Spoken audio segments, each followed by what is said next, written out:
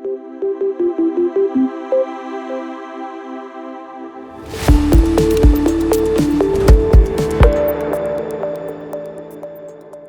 of several thoughts behind this question. The first is that we still live in a world that is defined in many regards by what was going on prior. So just because the past and the future are different doesn't mean that you forego the past or that you ignore it or that you decide that that's not relevant.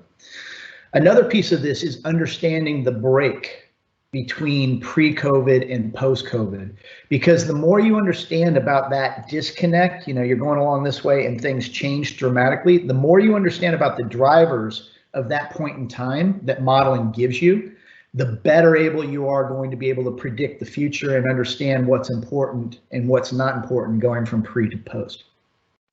And then thirdly is you'll get to a point in this year where that modeling will make a ton of sense.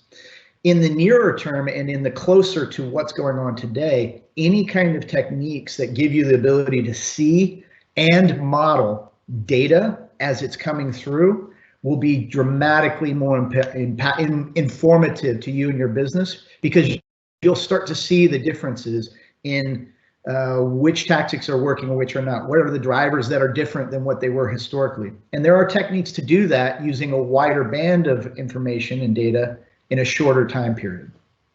I think if I can add to what Sean said, I think there's two additional points I would make.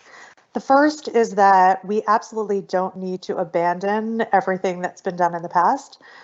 There are ways in which we can take even the existing models and calibrate those to be more reflective of today's reality. And we're doing that for a lot of clients today, taking into account things like how consumers changing media behaviors or marketing interactions, how those are changing and what that means in terms of media or marketing response. We're taking into account differences in media costs as well. So there are ways we can take existing models and use those to make sure that we're really making the right decisions for the business. When it comes to should we model today, should we refresh an existing model, I think there's a lot that can be learned in times like this, but it really means reframing the question that we're asking.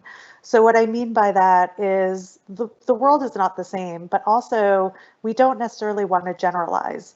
If we look at the United States, the behaviors that exist definitely vary by geography. Behaviors change by audience. And there are ways that we can build really compelling models that allow us to really dig into that, to start to say, are there ways we can tailor a media strategy to unique geographies as they come back to the new normal? Are there certain audiences that still seem to be less price sensitive? And are those the ones that we should be targeting? And if so, how? So I think it's really about taking a step back and saying, what is it that we want to learn today that will be applicable to how I manage the business today?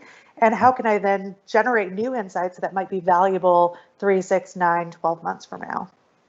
Yeah, I can't imagine being on the business side and not having a look. Say I'm planning 2021 and I'm trying to do that in post-COVID kind of understanding without having done some of the modeling and the work in connecting dots between pre and post, such that I could make estimates and forecasts and predictions about what 2021 might look like given the break in trends and the new things that are happening.